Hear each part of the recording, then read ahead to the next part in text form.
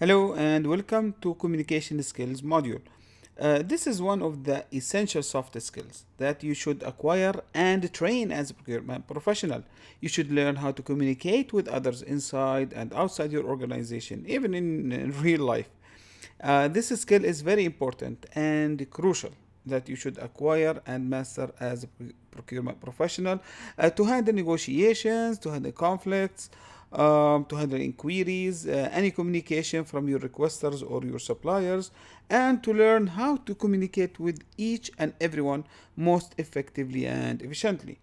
So, in this module, we will discuss introduction about the communication skills and definition, um, the cross-departmental work. Since you are a procurement professional, you are dealing with all departments. So, you will learn how to communicate better with all these departments. You will learn how to handle any business problems or conflicts inside your organization or with the suppliers. You will learn how to set expectations and what everyone should expect from you as a procurement professional. What are the limitations of asking? And how can you respond to them most effectively and efficiently. You need to go sometimes and sit with them. Don't just keep sending emails back and forth. You can set up an online meeting, you can sit with them in a meeting room, you can put the supplier and the requester on the same room, talk to them, resolve any issues. The art of saying no. They should not put everything on your plate. You should learn when and how to say no to things out of your scope.